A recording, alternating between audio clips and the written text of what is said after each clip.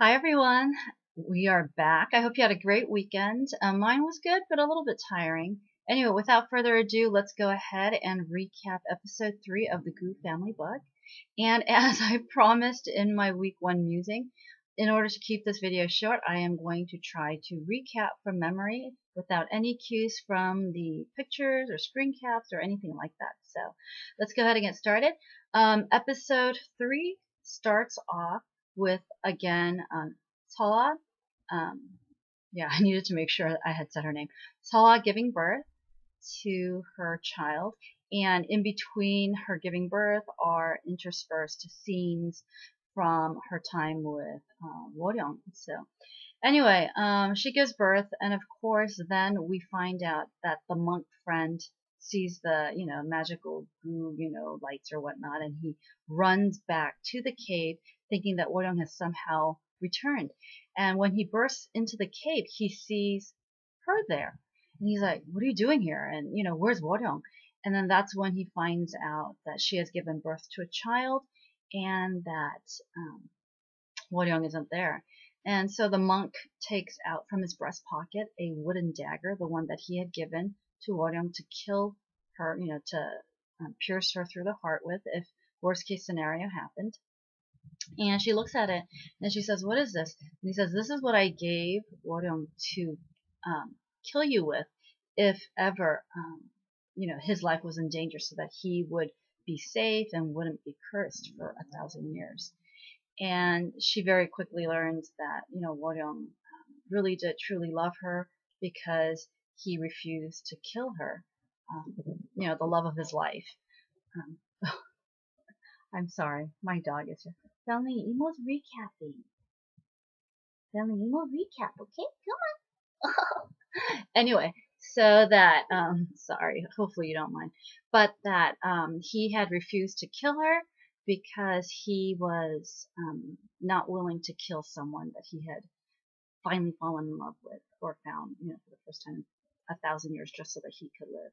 So he had allowed her to live and, taken, I guess, the punishment.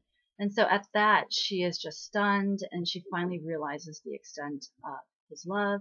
And she leaves a letter for the monk, asking him to please find a good home for her child, their child, Woryong and hers, so that the child could grow up human. Because she knows what the misconceptions are in her culture, that people are going to, treat him poorly if they find out he's even half Kumio, right? And for those of you who are just joining me and you have no idea what a Kumio is, it's actually a legendary or a mythical fox that apparently has 9 tails, and it lives for, it's immortal, and its goal is to eat, not goal, but sometimes people, friendly family. Alright, hopefully you guys can hear me without having to see me, but anyway, that their goal is, not their goal, but that they eat human livers from time to time. Hey, you! Anyway, so what happens is the monk is given the task of finding a new home for this child, while Sawa, on the other hand, finds her way or makes her way to the evil guy's house. And as the evil guy is meeting up with what looks like a foreigner, she stumbles up to him, and then with that wooden dagger now, she literally goes and slashes his face with it so that he bleeds. And as she raises her, dagger high above her head to, we don't know if it's to, kill herself, pierce herself through the heart as a way of ensuring that Woryong doesn't have to live with a 1,000-year curse, or whether it's to actually kill the evil guy, we'll never know, because one of his, guards comes and slashes her with his sword, and then she ends up dying. And her death is very poignant because she looks the evil guy directly in the face, as if to say, you are responsible for this. And then the evil guy just looks at her in kind of horror. And I'm sure it's a shock to his system, realizing 9 months after, his thinking that she was dead, that she reappears, right? Kind of like seeing a ghost for the first time. But yeah, so that is how the first generation really ends. And so there goes my, hope that maybe Woryong's, spirit or reincarnation reunites with Sala, right? Anyway, So we fast forward about 19, 20 years. Oh wait, I forgot to mention that we then see Merchant Pocket, um, the guy that in end of episode 2 had picked up the baby. He's actually a merchant, a struggling merchant. His name is Pak Mu, I think, and he finds the baby, and in the river he goes in, carries it out, and then of course the monk friend comes and says, wow, you've gotten yourself such a great fortune. He'll bring you great fortune if you will raise him in your house. And so basically what I had thought, and what a lot of viewers had thought at the end of episode 2, was that Kangchi was going to be, the little baby was going to be the son of the merchant. It turns out actually that he is going to get adopted by the merchant's right-hand man, the servant. And so the merchant already has a wife and all of this stuff. So that's kind of how it works out. So our merchant is named Park. His last name is Park. And then the servant's name is Choi or Che. So that's why Kangchi has Che Kangchi. But anyway, so we then speed forward 19 years. Of course, the merchant has decided to raise the child, especially when the monk promises him, as long as you raise that child, and then he has like this little bracelet that he ties onto the baby's wrist and says, you do not, loosen this bracelet from the baby's wrist, your house will have incredible blessing, and everything that you touch, you'll basically have like the Midas gold touch, right? So fast forward 19 years, and we see Kangchi. He has, I guess, 2 friends, if you will. One friend is actually the son of the merchant, Merchant Park, and he is the heir apparent of everything that his father owns. And then his other friend is actually not a friend. He really likes her, and it's actually the daughter, the second child of Merchant Park, which, you kind of realize, oh, so there's our love triangle formation, right? But anyway, so what happens is, Kangchi, we find out, is very mischievous. He gets into a lot of trouble, and the reason why is not because he's a really bad guy, but he's just hot-tempered, and he can't stand having people, what's the word I'm looking for? He can't stand having people talk badly about Merchant Park or his, business or anything like that. And he can't stand seeing injustice being done. So whenever someone is being bullied or things like that, he'll step in. And because he's so physically strong, he will beat up on certain people. And so we find that one of the, I guess, gangs in the village has come to demand that Chaegangji come out so that they can exact, I guess, compensation for a fight of, like 2 of the gang members have like bruises on their hands and stuff. So the son, Tessa, I think is his name, he takes care of it, and or he tries to take care of it. And in the meantime, Kangchi, we find out, is actually going to visit the daughter of Merchant Park because he likes her, and they just grew up as brother and sister kind of thing. So Merchant Park thinks that they are just brother and sister, whereas Merchant Park's wife suspects that Kangchi actually likes her daughter, and her daughter may be returning those affections. So anyway, Kangchi goes to visit the daughter, who has now been kind of separated from him. He's basically not allowed to come in contact with her, and she's getting prepared by her maidservant to meet a very important woman who will then arrange for the marriage. And I can't remember if it's a matchmaker that she's meeting or preparing to meet, or whether it's her future husband's mother that she's preparing to meet.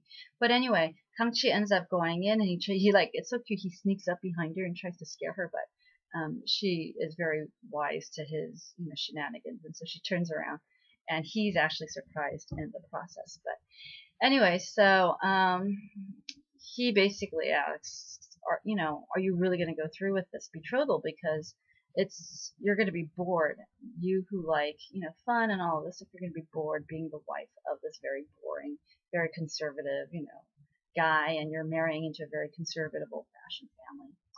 And she basically tells him that she's marrying because, she's older, and she knows she can't play and run after fun all the time, and that as weak as she is, especially in society and such, that the one thing that she can do is, in order to benefit her family or contribute to her family, is to protect her family and ensure its prosperity by marrying into a stronger family that will then ease ways, and open more doors for her father. So anyway, there's that. So they their conversation is interrupted though, because her mother and the important woman shows up outside the door, and then the maidservant is sent out to kind of protect. And basically the mother kind of figures out that something's going on, so she tells the important guest, please stay here while I see what's keeping my daughter. She goes in, and of course the daughter has during that time um, gotten Kungi to leave through the window. And she suspects that Kungi was there, and the daughter's like, of course not, mother, why would I, I'm getting just prepared, and I was just about to go out. And then the mother tells her, I want you to be very aware that this betrothal is very important. You don't have time to mess it up with Kungi and his shenanigans. So she, very solemn face says, of course I understand, mother, and then they walk out to meet with the matchmaker, or I don't know, matchmaker, or the son's mother, I mean, not the son's mother, but her future husband's mother. But anyway, while all of this conversation is going on, we find that Kungi is actually up on the rooftop of her house or her room listening in. And so with a heavy heart, he, gets down from the roof, and as he picks himself up, he comes smack against his friend, the son of Merchant Park, who then, tells him, hey, we've got a situation on our hands. Kungi then goes, meets with the gang people, and the gang member, the leader says, we want compensation for what he's done to my servants' faces. And so I think his name is Tessel. Tessel, what's the word? Offers 10 young, which is quite a bit of money. I think 1 young is, I don't know. I don't know the exact equivalent, but let's just say it's like $10, or I think $10 or $20. I don't know. But anyway, so he offers him 10 young, which was the old currency. They used to use coins, and they used to wrap them in little bracelet cord things, and that was how they carried their money. But anyway, the gang leader says, oh, 10 young is not enough. We want at least 20. And so Kungi gets really upset. He grabs him by the lapels, and he's like, are you kidding me? How could you come in here and all this stuff? And then the gang leader says, you've now raised the price to 30 young, right? And so Tesla just says, comment, let's just pay him. And, we have an important guest coming today, so we need everything to be quiet. Well, of course, Kungi can't stand the fact that this guy is getting away with highway, robbery. So he takes one of the servants' brooms, he twirls it around, smashes it into the floor, and of course he does it with so much force that the broom literally just cracks its way through like stone. But anyway, he says, let's make it 50. If you can catch me, we'll give you 50. And then what ensues is this crazy chase and fight throughout the entire grounds. And so, of course, the mother, the daughter, and the important guest are having tea, and the daughter is very prettily pouring tea from the first lotus bloom and such. And the woman is very taken with her, the daughter, and says, oh, you are so such a paragon of womanly virtue and all of this stuff, right? Well, Kungi ends up coming in, and they make this huge ruckus, and it gets to a point where even Merchant Park comes and deals with the situation directly himself. And so you see him giving 50 young to the gang leader, and that's how that situation ends. And of course, Kungi is totally mortified that he has caused so much, I guess, loss to Merchant Park, who has been, in essence, his benefactor, even though he's not his, adoptive father. And so he apologizes, and Merchant Park says, so what is it this time? Was it injustice that you saw being performed, or did they talk badly about my family or my business? And Kungi says, I can't say, but I'm so sorry. And Merchant Park says, it's all right. You're young, you're hot-blooded. What can you do? It wasn't like you were, up to no good. He's like, but as compensation, why don't you sit here and meditate on what you've done? for the rest of the day. And so what we see is Kangchi kneeling, and it's dark, and of course he starts to get hungry, and then his the daughter of the house comes and she gives him like an apple. And he's so funny. As he eats the apple, he's like, if you were going to steal me some food, couldn't you steal me at least like a leg of chicken or something? But anyway, he eats, and then he gets very serious and he says, hey, so this betrothal, because she knows that it was also his indirect way of trying to ruin her chances of, betrothing herself to this family. And that's where she tells him, this is very serious stuff. It's my way of giving back to my family, or, helping my family out. And then Kangchi says, you know what, I will, protect your family. I'm so strong, that I can protect your family. And she wisely tells him at her young age, there are certain things that strength cannot do to protect my family. There are politics and there are connections that need to be made. And so she's about to, but before she leaves, he asks her, just tell me how you feel about me then. And he goes 1, 2, 3, right? And he's counting it off, and she says nothing. And so he then says, okay, and he starts to count again, 1, 2, 3. But before he gets to the third count, that second time, she leans forward and gives him a kiss on the cheek. And so his reaction is really cute, very much like his father. Remember when Salah kissed him and he went like this? He does the exact same thing. But of course, being younger than his father, after she leaves, he jumps up and he howls like the little wolf that he is, and he's like prancing around on the grounds. And all of this is seen by the mother of the household, Mrs. Park. And so she now plans to kick him out of the house some way, somehow. And, this episode, I'm leaving out a number of details, of course. This episode was formatted with a lot of flashbacks. And so you see, while she's looking at him, a flashback of her conversation with her husband saying, what if Kangchi actually has romantic interest in our daughter? And the man's like, don't worry about it. He doesn't. They were raised as literally brother and sister. And she says, but what if? And he's like, well, the 20 years are almost up, just a little bit more time, and then he doesn't have to stay here. And what we see is this just flashback of what happened when he took Kangchi in, because as an infant, what had happened was, I can't remember whether it was a servant or whether it was the servant Choi, his adoptive father, but someone had knocked over a candlestick. Back then that was their form of light in the evening, and a little bit of the I can't remember if the wax got on the baby or if the candlestick hit the baby's forehead, but it was bleeding. And so Merchant Park runs over with his wife, because they, at that point, were having a serious conversation. The wife saying, I don't want this orphaned baby here. You don't know who his parents are and all of this stuff, right? And to this day, a bit of that stigma about being an orphan still exists in Korean culture. But back then, that was incredibly a difficult thing for orphan children. That little, they call it optungi, which is kind of a derogatory term for an orphan. I would say the equivalent would be like a foundling, but even worse. And optungi, it's like a slur that follows cheganchi around. But anyway, as Merchant Park brings him into the house, the wife says, I don't want him here at all. Right? And then that's when the candlestick hits the baby, or, the candle, and then they rush over. And as Merchant Park is about, picks up the baby to comfort it, the bracelet falls away. And when that bracelet falls away, literally, the forehead scar heals up. And so what we learn is that bracelet that the monk had tied onto the baby is, I think, some sort of a dampening effect, so that the baby doesn't exhibit Kumio supernatural powers.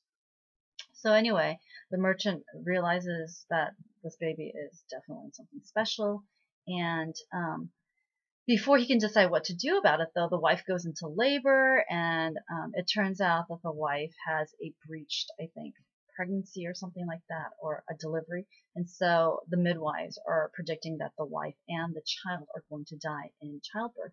And so Merchant Park remembers what the monk had said about the bracelet, so he goes back to the baby and he reties that bracelet saying, "What are you, baby?" But literally, as soon as he ties the bracelet back on the baby and he goes outside, the servant Choi then tells him, "Sir, your wife has just given birth to a healthy baby boy. It's a boy." And then he's like, "Well, what about my wife?" And he's like, "Your wife is fine as well." And everything is just honky-dory, basically. And then how sometimes they'll say curses come in threes and blessings come in threes? Well, then what happens is a servant runs in after he's just received news that his wife and son are okay. A servant runs in saying, "Master, master, the three ships that we thought were lost, or, we were wondering what was going on because they were 2 months late, have just arrived in port and everything's okay." And, back then that's the way they transported goods, right? And it was very, volatile, unpredictable, delivery time and stuff like that. But anyway, with that third piece of news, then the merchant realizes, oh my gosh, as long as that child is really in my household, good things will happen. And so that's kind of the way it happens. But anyway, the wife now is plotting actively to get rid of him. And in the meantime, what happens is we see Susie's character. I think her name is Yeol, Yeol, Pam Yeol. And we later find out that she may be the daughter. I think she's actually the daughter of remember the super sleuth from episode 1 and 2? His name is Tam Kyung-chun. I did learn it just so I could say it. But anyway, he has sent two of his trusted people, his daughter, Yeol, and her, I guess, companion. He wields a mean sword as well. And so they're actually in the town, and they show up into the episode by listening to the storyteller. And this happened way earlier, but I'm just getting to it now. I'm sorry. I'm telling this out of order a little bit.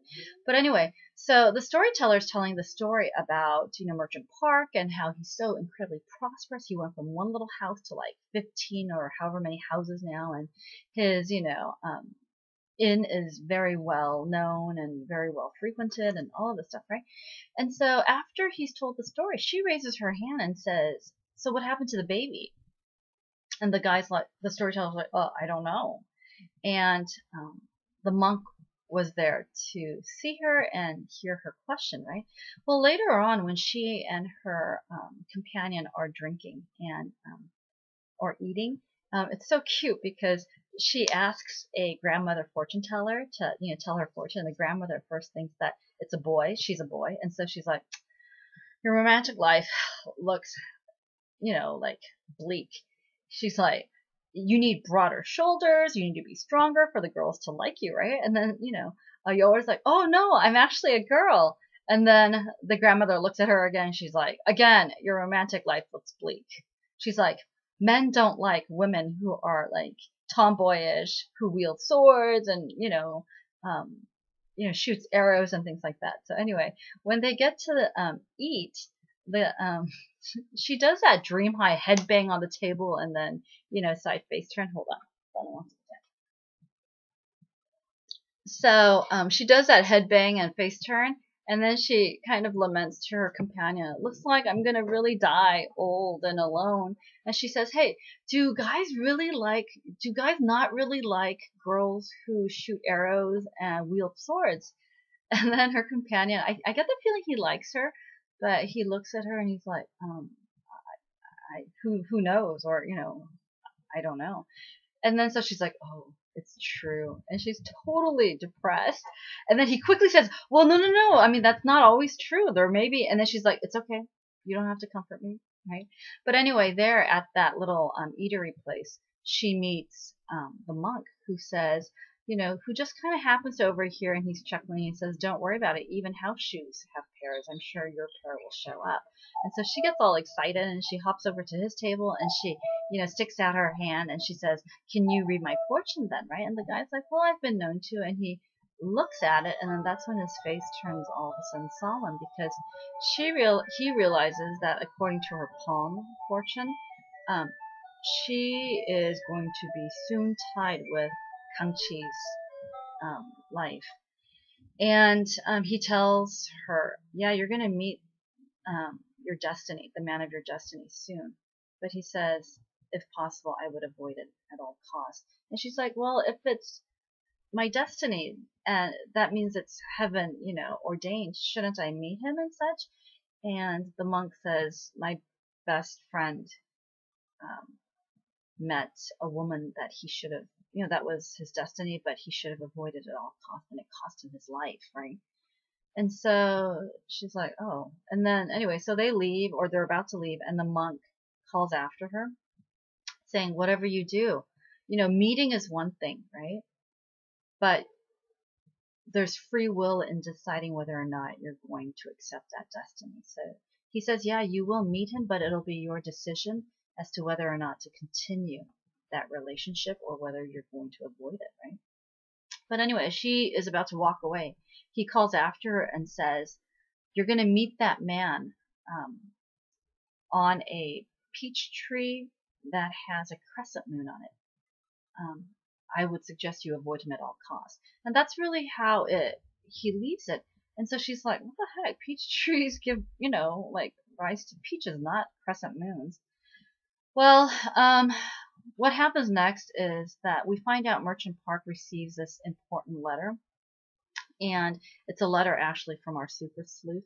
So without telling his family, other than that he's going to go on an emergency business trip, he goes, and when he meets Super Sleuth, he finds out that there's actually been a series of murders along the Korean countryside, and that the culprit that they suspect is headed his way and is, going to be staying soon at his inn. And so the Super Sleuth asks him, I've sent two of my trusted, people. Can you house them in your place to watch over things and all of that? Okay. So that's going on. In the meanwhile, Kang-chi learns that, the daughter wants to meet him, because her servant sent him a little letter. Well, what he doesn't realize is that it's actually the mother who forced the servant to send him the letter. So he goes, and it's really late at night, and he's calling for her. And of course, when he goes in, he realizes it's the mistress of the house. And she gives him basically an ultimatum. You either leave quietly, or I have my servants beat you, and then we'll toss you out, right? And so he's like, what have I done?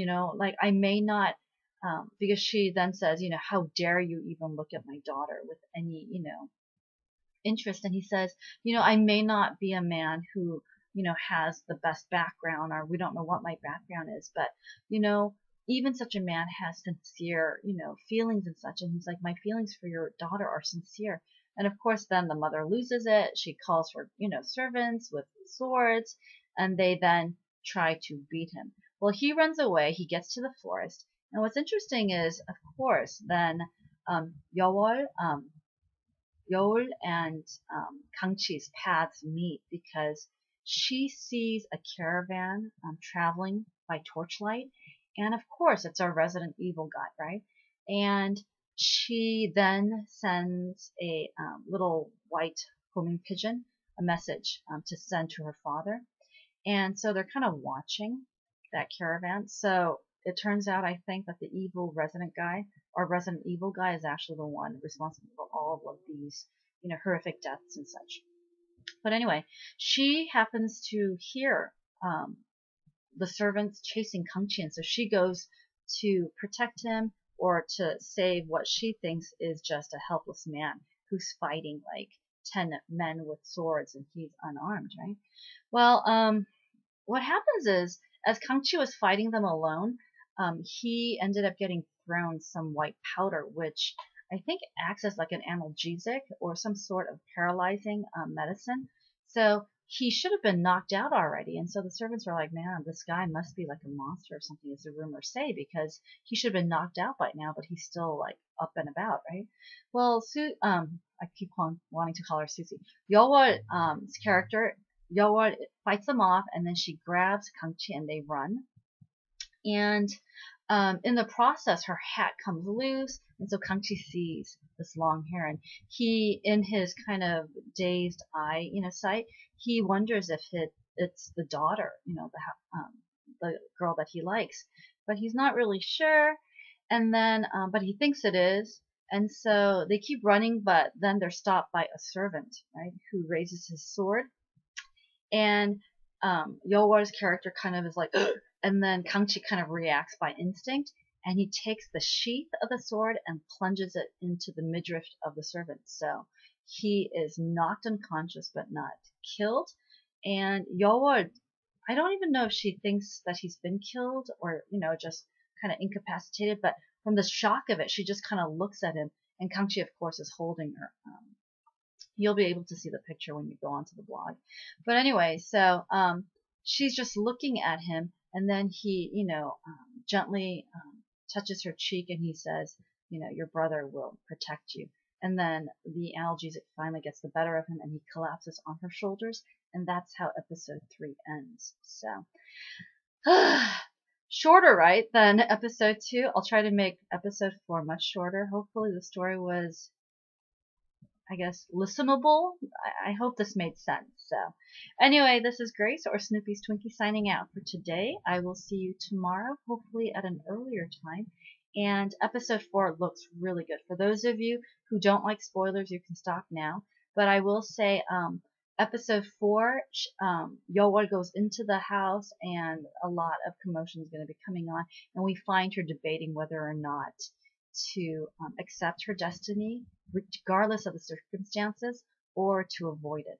Because as he collapses on her shoulder, she looks up and she sees the peach tree and the crescent moon, and that's when she realizes, this is the man of my destiny. So, all right, take care, everyone. See you later. Bye.